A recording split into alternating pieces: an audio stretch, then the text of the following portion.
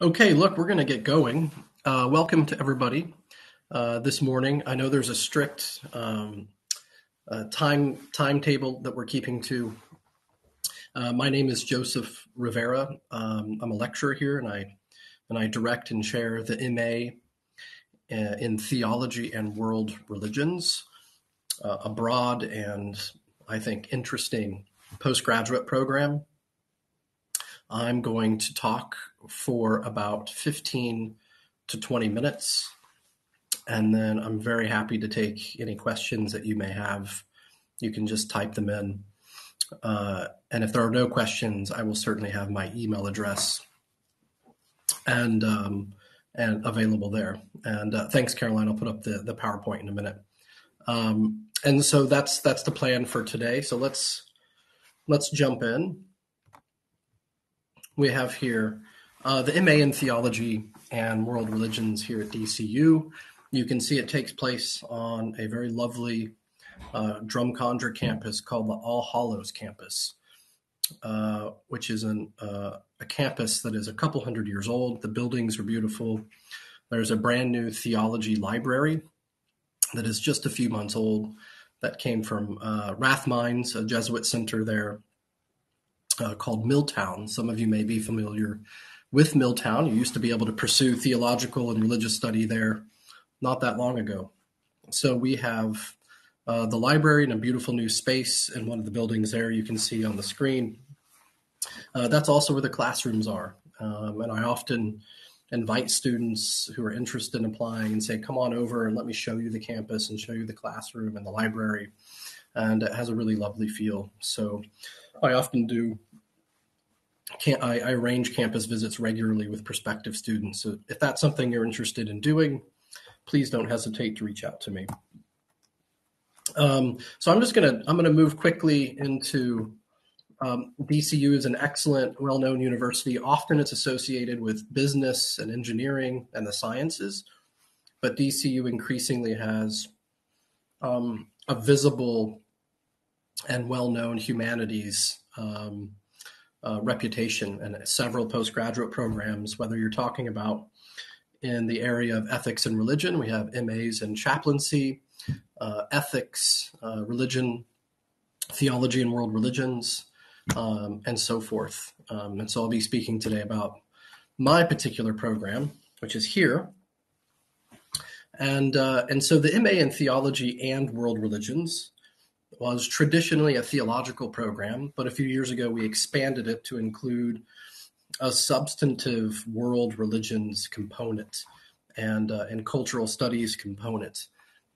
So while the host tradition is the Christian tradition, we explore a variety of traditions.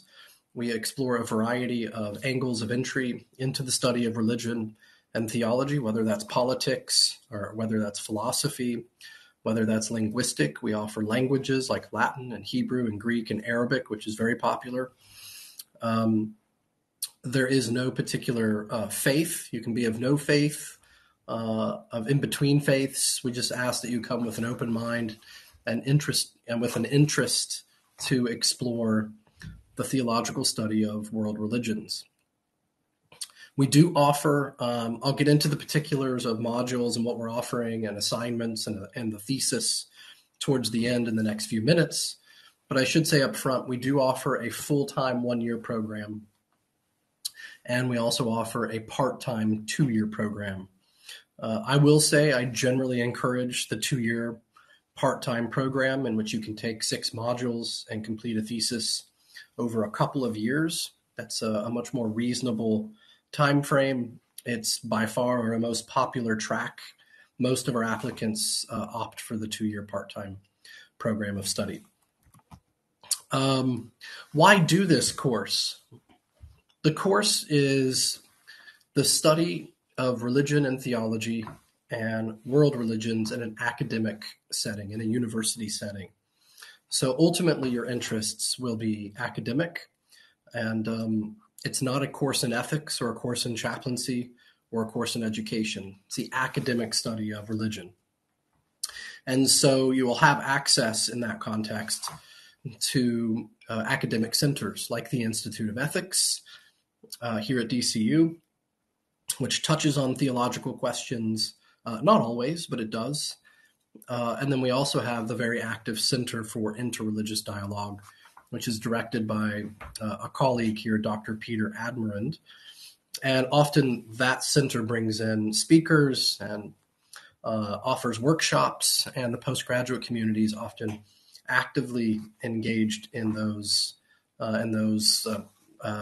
programs and lectures. You will have access to lecturers one-on-one and in a small roundtable setting in the classroom.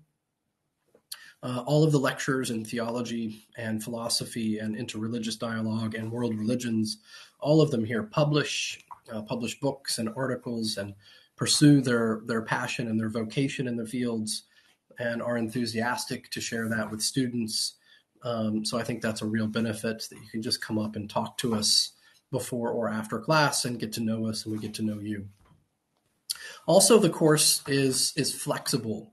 We are cognizant of the fact people have busy lives. Many of our students work full-time or part-time or volunteer. We have a vast range of demographics. We have students who are coming in their mid-20s just after graduating from a BA program and are teaching full-time or substitute teaching.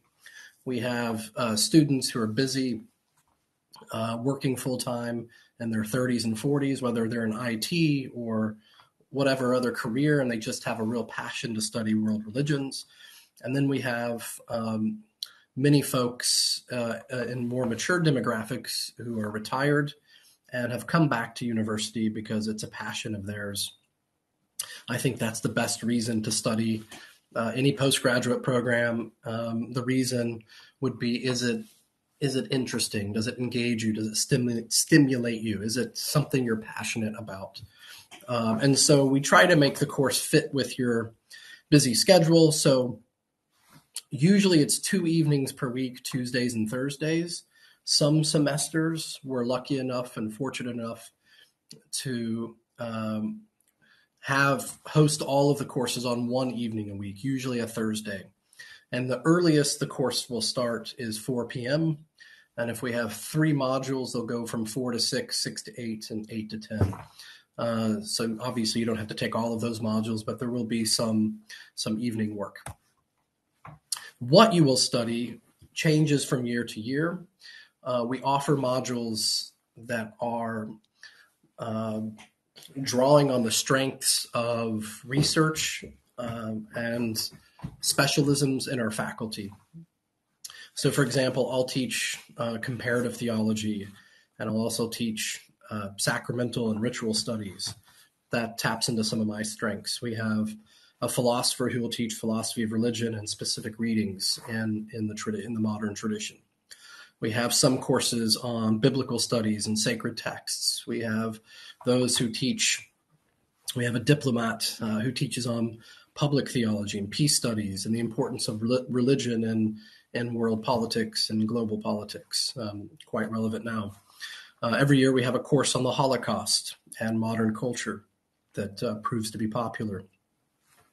We'll have courses on Judaism, Islam, Buddhism will make its way in and is integrated in some courses. And then we'll have courses on theological ethics as well, from a variety of perspectives, not just from the Christian tradition.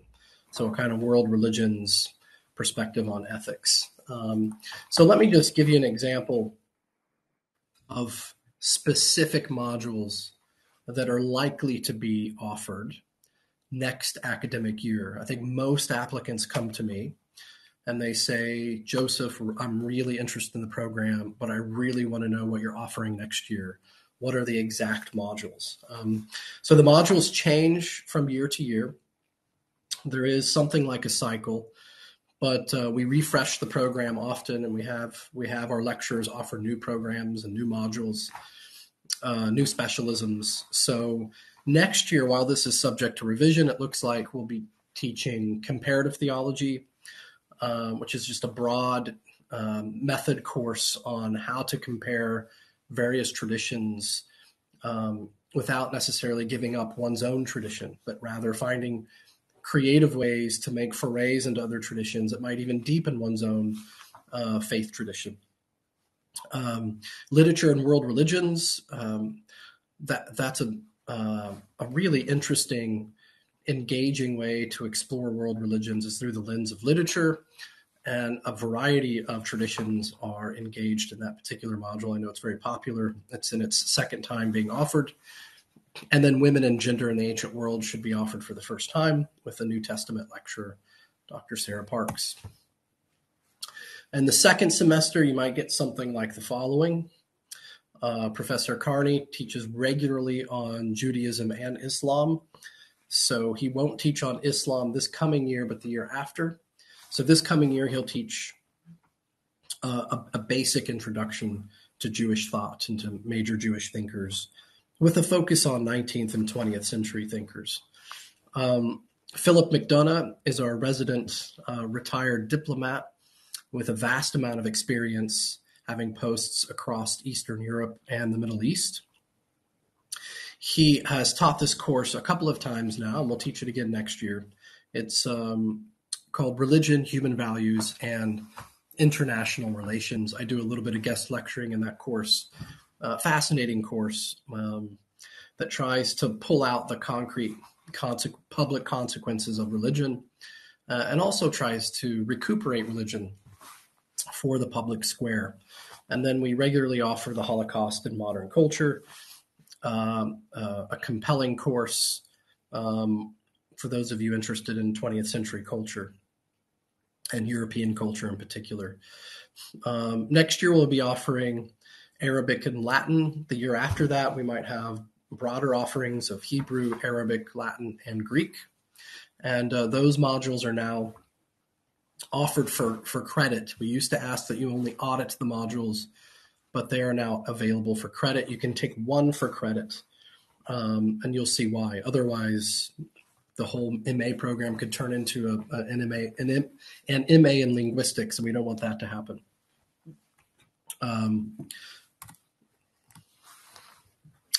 So before I get to the actual structure, the academic structure, and what you need to graduate, I think it's helpful to pause and just ask the question, is this course for me? My answer is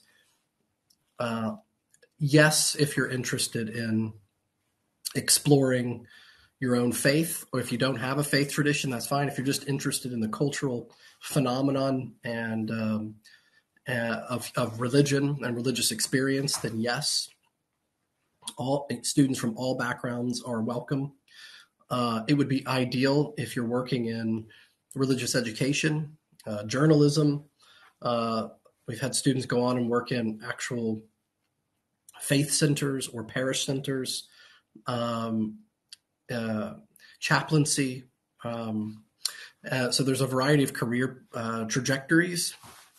We don't require that you have a background in religion or theology, or even necessarily the humanities. So it's ideal if you have some kind of background in your bachelor's degree in the humanities or social sciences, but we've had students come from engineering and the hard sciences as well. And I'll usually meet one-on-one with you as an applicant to talk with you and talk through the program with you and make sure you know what you're getting into. So there's, again, some careers. And if you're interested in doctoral research, it's a very natural stepping stone to doctoral research is to pursue and complete an MA in theology and world religions. You can see there, pastoral worker, social worker, charity worker, so on and so forth. And that's just the tip of the iceberg. So what are you getting into? What is the program? Say you're interested, you apply, you get accepted, you're excited. Well, we ask that you complete over either 1 year in full-time or 2 years in part-time, as we indicated, 6 modules. Okay, each module is 10 credits. So that's 60 credits. And out of those 60 credits, one of them can be a language if you choose. You don't have to take any languages. I know languages are particularly challenging and even scary for some of our applicants. I know it would be for me. And so we ask that you complete 6 modules, and then on top of that, you complete a 15,000-word thesis, which is worth 30 credits in its own. And I want to just deflate the idea that the thesis is really labor-intensive and difficult. It's surprising, but most students find the thesis the most enjoyable part of the whole program. You have ample time to write. You write a little bit at a time in relationship and in consultation with a supervisor that I will allocate to you. You really get to own the topic and explore your passion, what you really want to engage in, whether that's medieval philosophy or poetry and religion or Buddhism or whatever it is that you want to explore. We'll get you together with a supervisor that can assist you in that. And so if you were to pursue the 2-year program, you would not even work on your thesis in your first year. We would ask that you start that in your second year, and you begin the supervision process in the autumn of the second year. Each of the modules, though, of the 60 credits, will have typically the following structure: a presentation or some kind of in-class participation, and then a major assessment at the end, which is something like a 4,000 to 5,000 word essay. And each lecture is different. Some of them might assign you specific questions you must address in your essay. When I'm teaching, I ask that you pick your own topic. Again, I find that if you have ownership over the topic, you're bound to produce better quality research. And I might consult with you to make sure that it's narrow enough or relevant to the program or to the module, But each lecture will typically have a major essay due a few weeks after the end of the semester. Requirements to apply. I've already gestured towards this. We ask that you have a bachelor's degree. A basic 2.2 and up is required. We ask that you give a 700-word personal statement that I would sit down and read, and I just want to get to know you. I want to know why you want to pursue theology and world religions, maybe some of your experience or background or previous reading, what you might want to explore in a thesis topic, that kind of thing. And then a CV and professional experience, and then English language competence, so TOEFL, that kind of thing, certain scores if it's relevant. How to apply online, just simply type in PG Applications DCU. It will ask for a code. So this is very important. Write this down if this is something you want to explore online, or at least look at how to apply online. So DC693 is the full-time MA in Theology and World Religions. DC694 is the part-time 2-year program. And my email is there, joseph.rivera@dcu.ie. I'm your first and last port of call. You can come to me anytime about the program with any question whatsoever, whether it's about the application process or a campus visit, or what books you might like to read over the summer if you'd like to prepare for the course. I get that question fairly regularly every year for students who are looking to enter in September, but they'd like to do some prep work in the summertime. So I'm happy to be helpful. I'm happy to explore that with you. Just reach out to me. I'm very good at getting back on email, and I'm very good at getting back to you about the program. So looks like I'm going to stop sharing there. So that's it, everybody. Thanks so much for your time. We have just a couple of minutes. I'm happy to take any questions in the live chat if you have them. So I'll just wait here for a few seconds. If you have any questions, don't hesitate to reach out here.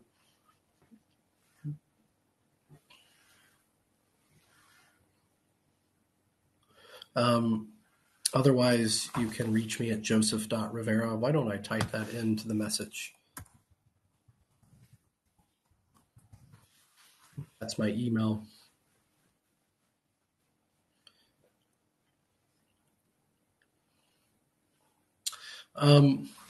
Thanks, everybody, for attending and for your attention.